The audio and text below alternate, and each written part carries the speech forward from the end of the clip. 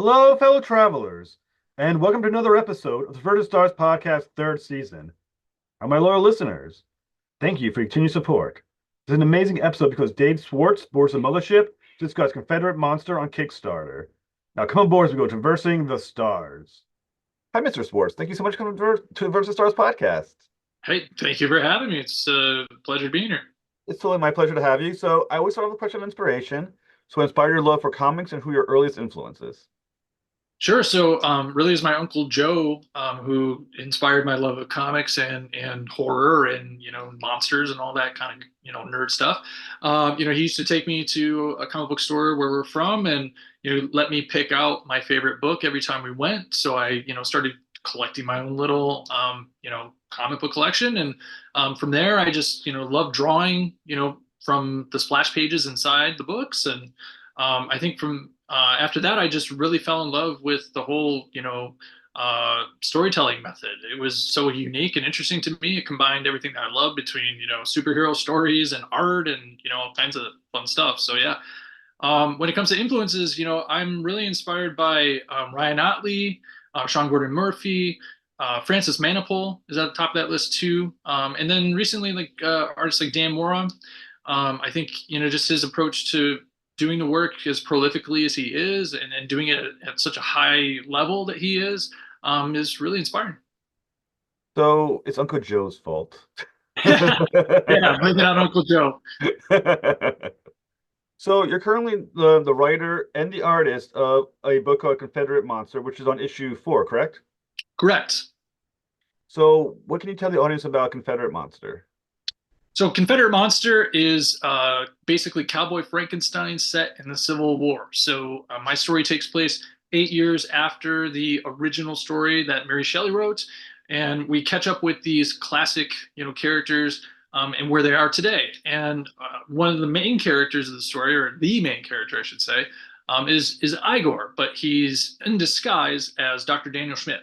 So he's rebuilt his life in America as a reconstructive surgeon, giving prosthetic legs and limbs to soldiers coming back wounded from war.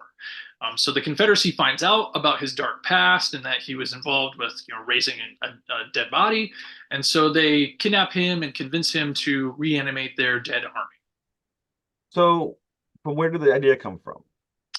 So I really wanted to challenge myself as a writer because I really had been more trained as an artist, and when I got into this business, I really had an idea that I wanted to do everything myself, which is kind of unusual for some people. So for me, I wanted to do self-publishing, and my first book didn't really, kick off as much as I wanted it to. So I decided I got to go back to the drawing board or writing board in this case, and try my hat at different types of stories. So I wanted to do a horror story, sci-fi story, fantasy story, and Confederate Monster is my horror story. And I really just loved Frankenstein. I always loved Frankenstein. And I guess I don't know really why I wanted to kind of write a story about Frankenstein. But I guess I realized that he was public domain. So I thought, well, maybe I could play around with that. And so I just sort of tried to figure out what was an interesting time period or setting that really hadn't been done before, and something that was close enough to the original time period of Frankenstein that it could work. And I landed on the Civil War. And when I started researching it and really seeing the themes of both the war and the story of Frankenstein, I felt like there was a lot of cool overlaps that I could play with. So, yeah. Now, there's a couple of versions of Frankenstein. The original Mary Shelley Frankenstein is a different Frankenstein than we know from the movies. Correct. The big lumbering Frankenstein that is it Boris Karloff? Yes. I'm pretty sure, right? Yeah, I'm pretty sure. The version. Yeah. And then there's the one from the Mary Shelley's book who is actually quite intelligent, does become very articulate, very self-aware. Right. Which Frankenstein are we using for this comic book? He's kind of a little bit of both with a bit more extreme to his range of emotion. So when we first sort of hear about him in the book or see him in the book, he's really more of a raging monster. So in my opinion, when he was resurrected or reanimated, he didn't know who he was. His mind was all, just a shambles. And all he was operating on was instinct. And so, my thought was he would break loose, he would rampage through the forest to the local village and just go on a murder spree.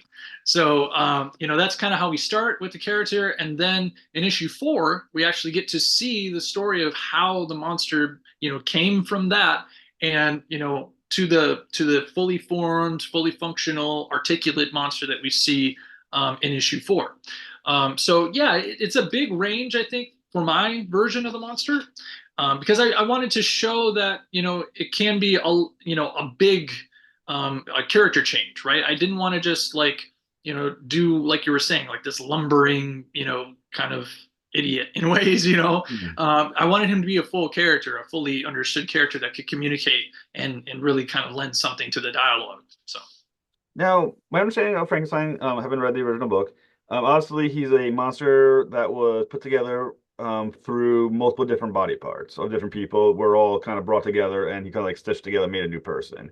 Right. Is that true of his brain as well? Is his brain of one person, or is his brain a conglomerate of multiple different people? Now that's actually an interesting take. I never really thought of Frankenstein's brain being of different parts of different people's brains. That's actually quite interesting. I can't I wouldn't say I want to really truly answer that question just because I feel like it really kind of plays into what my monster is because my monster has a little bit of an extra twist that we haven't explored yet, and we're not going to explore until issue 6, the last issue. But I will say this that he is definitely very different, even though he has a lot of similar traits to the original. So, being issue 4, that is what's as we go into your Kickstarter a little more detail later. What have you learned about the character? What has kind of maybe surprised you about your character as you've made it to issue 4? Because I know from my own writing process is that as you start writing a character over some issues, you start developing the character kind of surprises you sometimes by what the character turns out to be. So, Mhm. what surprised you about Frankenstein? Oh, Frankenstein's monster. But not Frankenstein, obviously. The Frankenstein's monster. Right, always a point of contention. Yes. So I think for my take on the monster, it was I think that sort of rage-filled, murderous kind of side that I don't think has been explored as much. You see glimpses of it in his like outrage or his tantrums in a way in some films. You kind of see how like his emotions get the best of him, and he's has this release of strength and rage.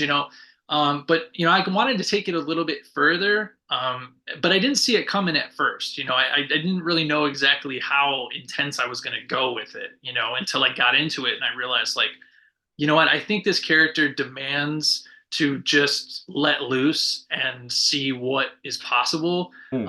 with a character that literally is acting on instinct, truly is lost, have no idea exactly where they are, has no bearings in life. And so they're just literally just driven by their own insatiable, in this case, I would imagine his insatiable hunger, right? Hmm. So, he bursts out into the scene and just starts tearing things apart. So again, like I didn't see that really coming. I didn't know like that wasn't my initial intention. Like I'm just gonna make him crazy. But as I got into the story, it felt right. And then as far as Victor goes too, it was a similar type of thing. I thought what would have happened to Victor if maybe he had gotten captured and thrown into an asylum? Maybe he's absolutely insane. And I didn't see that coming in the beginning either. But when I really started to flesh it out and think like, okay, I think this actually makes sense because it's the opposite of what you would expect from Victor Hmm. Frankenstein. He's always very well to do and put together and clever. And to see him in such a state in issue 2 of Confederate Monster when he comes in, he's biting heads off of rats, just like emaciated, and he has this giant lion's mane and stuff. It's crazy. So, So, I mean, obviously, one of the primary questions there's going to be is the title's called a Confederate Monster. Is the Confederacy the good guys of the comic? oh no, no, no, no. No, I use them very much as the villains. I wanted to treat the Confederacy not only as this, group of soldiers, or generals or military people, I should say, but in ways I wanted to add another kind of level to it where there's this almost like secret group of them that's looking for these esoteric, ways of winning the war because they know they're losing. So they kind of go out and search the world of all these little fantastical tales of like power and energy or whatever. And Frankenstein's story is one of those. So they investigated it. They tracked it down. They asked all the witnesses so that they could get a good description of who these guys were and try to find them. So in that way, I take it a little bit further than what might have actually happened in history. But I do use actual generals in the story. So like my main villain guy is Nathan Bedford Forrest, and he's actually known for being the first Grand Dragon of the KKK. So he in real life was a villain, a terrible, terrible guy. So yeah, no, they're most definitely the villains of the story. So, I mean, obviously, as we all know, the Civil War is a historical event. I don't think that is a surprise to anyone listening. Please read a book. Um, but obviously, you took this historical event and you're dropping in Frankenstein's monster. Um, so, how does the existence of Frankenstein's monster alter what we would know of the history of the Civil War? So I wouldn't say that it alters the history all that much in the sense that I was very inspired by trying to fit a historically accurate reason of why the Confederacy would want to do this, why they would want to raise their dead army. And I started to look into it and I realized that in actuality, they were at a point towards the end where they realized that we're running out of soldiers. They had plenty of weaponry and armory and supplies. They just didn't have enough, people to actually like fight the war. So it made very logical sense that in actuality, if they had this technology or they had this ability, I'm sure they probably would have exploited it. Um, Hmm. so, I think in that way, it's, a little bit inspired by actual events, but then there are other things that I take liberties with. There's a big fight scene that we have that culminates on the lawn of the White House. And, I do all kinds of interesting kind of plays with Abe Lincoln there in issue 6, so, I bring in historically accurate characters. However, I do play a heck of a lot with the historical accuracy of a lot of this stuff. I would imagine so, because like I said, I don't remember Frankenstein's monster being in the actual Civil War. So I'm assuming there's been some changes. Because I mean, there's probably someone watching the episode right now going, "I didn't know Frankenstein's monster was in the war. That's amazing. How did they lose with Frankenstein's monster on their side?"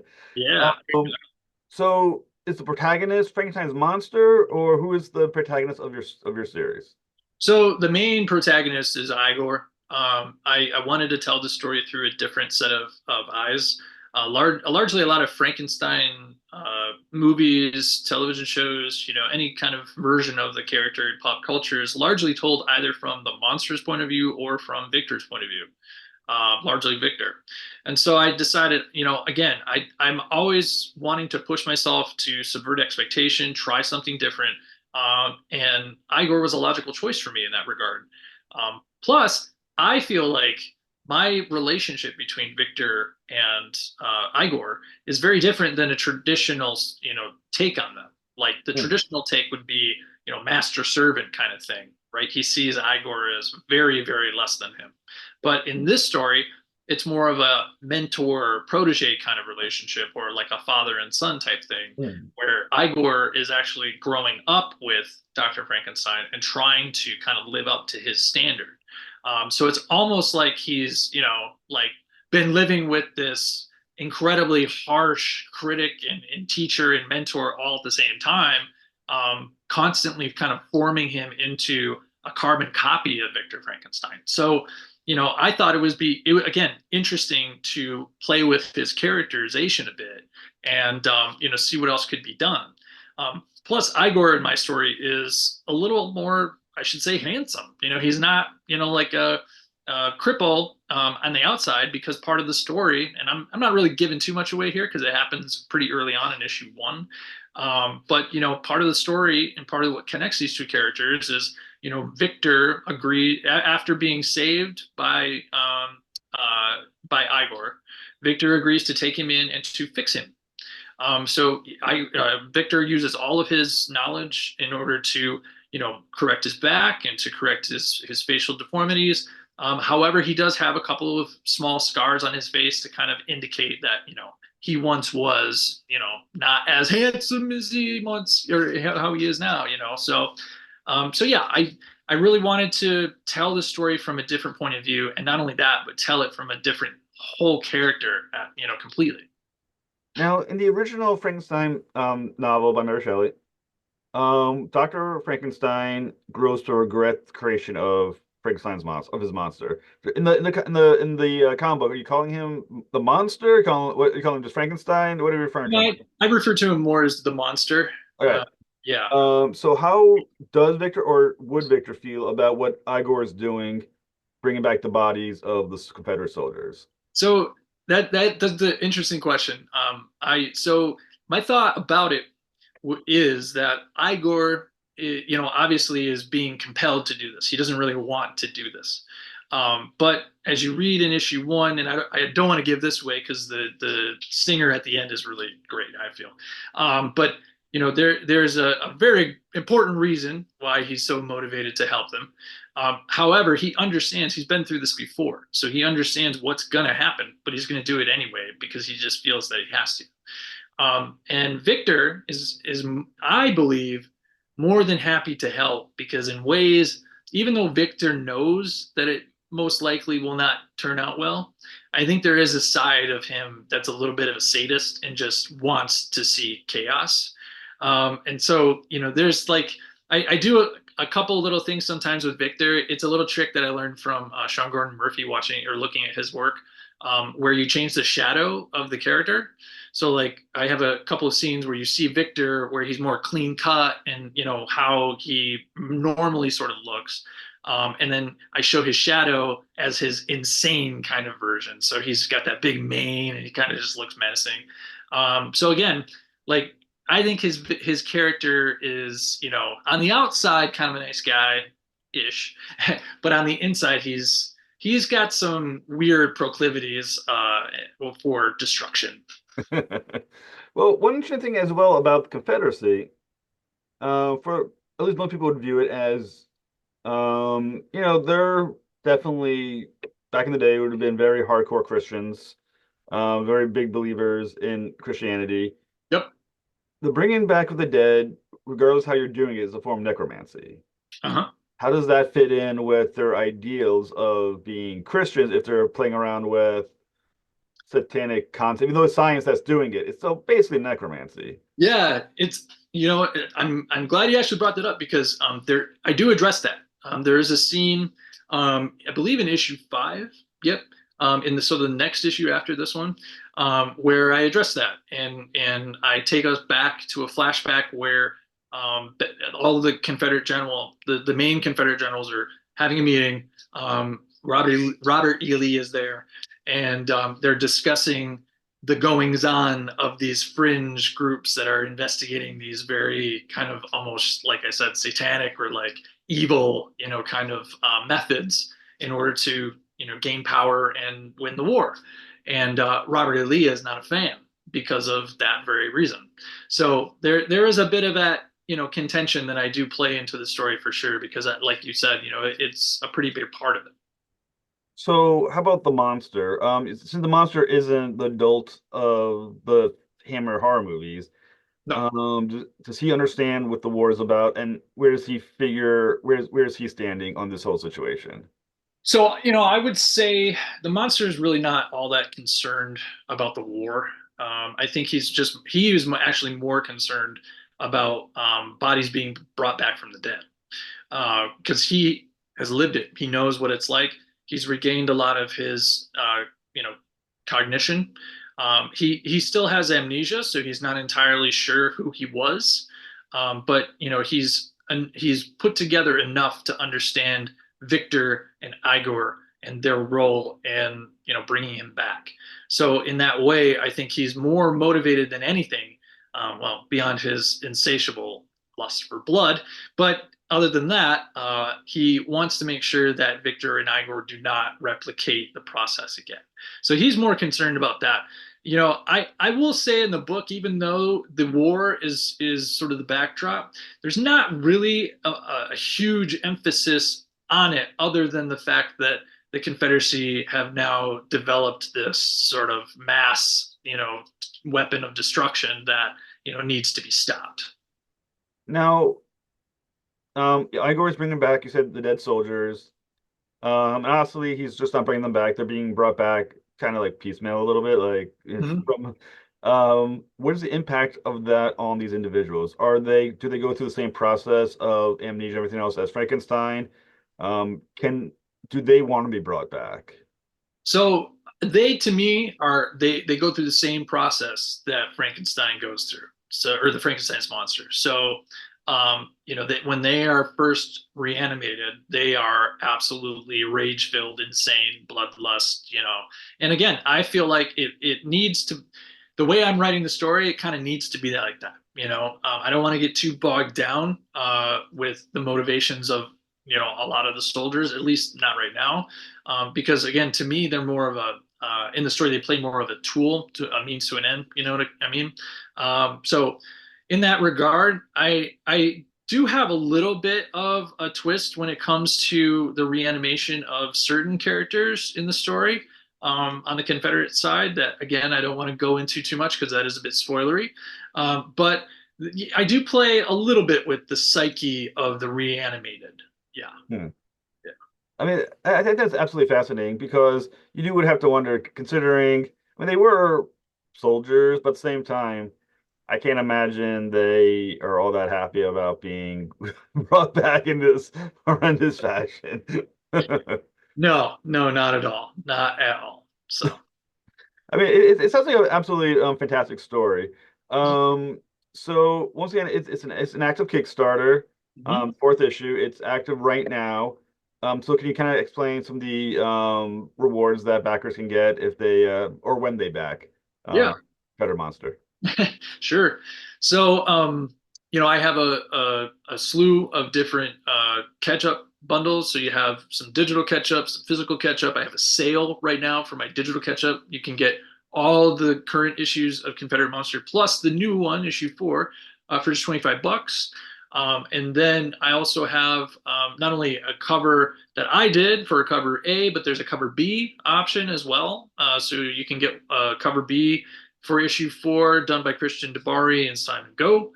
And we also have some other things like stickers and buttons and all those fun Kickstarter tchotchkes. But I also do have a digital catch-up of some of my work as well. So I've worked on, my day job is just a pencil for hire, so I work on all kinds of comics. I usually do an issue a month.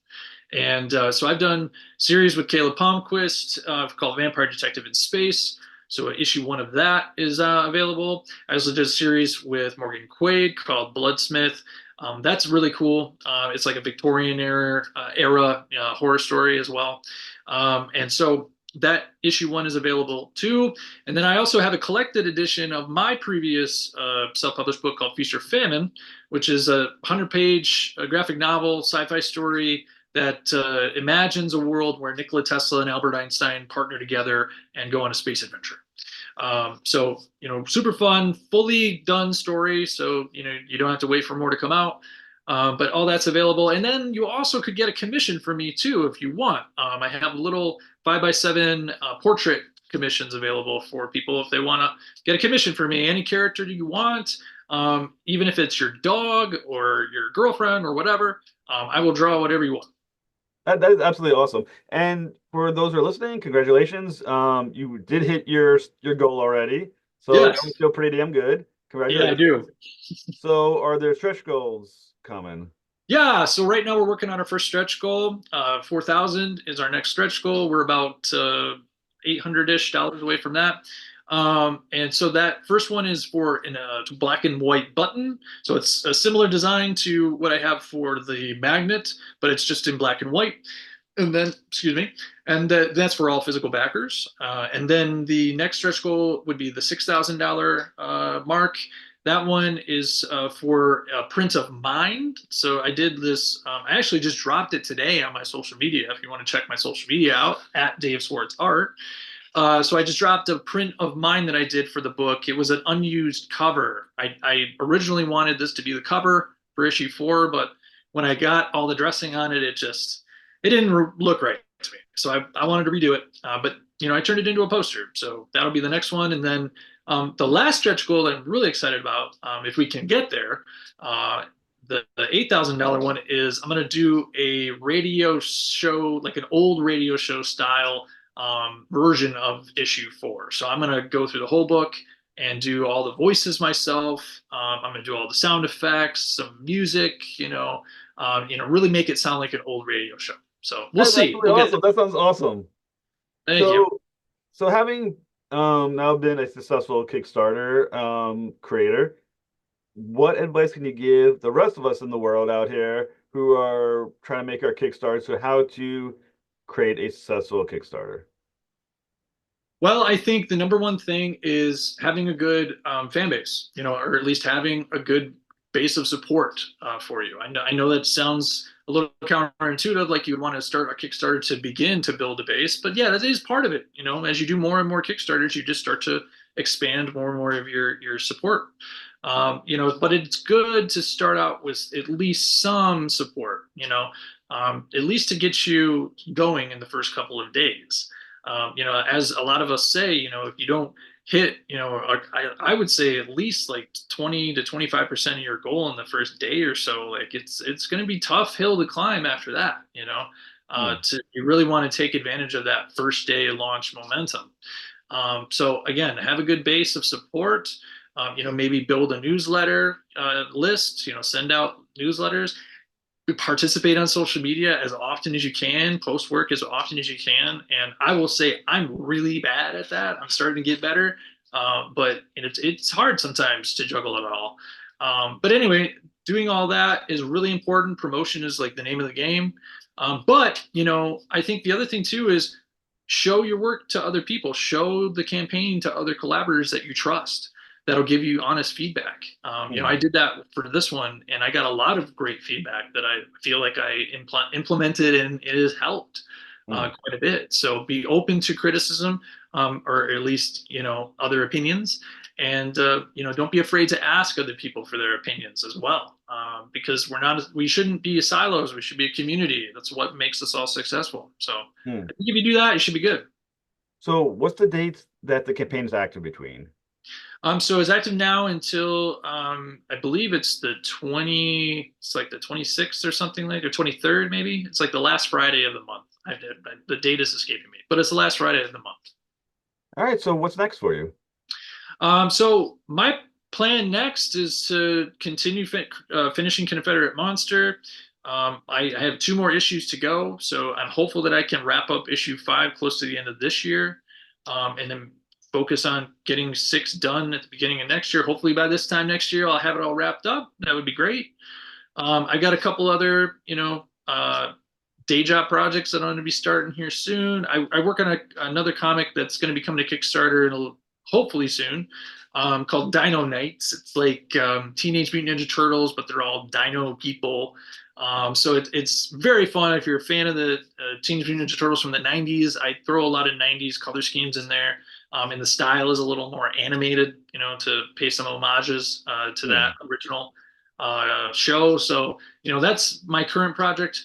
But, I do have a story that I'm kind of playing around with right now in my head for my next story after I do Confederate Monster, because I do like to do, I'm getting back into being kind to myself and taking a day to do my own work again, which can be tough.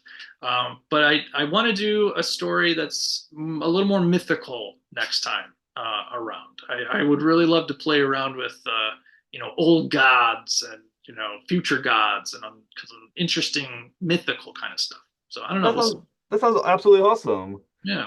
Mr. Swartz, it's been an absolute honor to talk with you, sir. Thank you so much. Oh, thank you for having me. I really appreciate it. It's been great. It's totally my pleasure. Have a great night, sir. You too. Thank you for listening to another episode of the Versus Stars podcast. Please tell me about the algorithms by liking and subscribing. Be sure to for the next episode when Thomas Jane returns to the mothership to discuss Tropo and ufology. Till next voyage, travel on.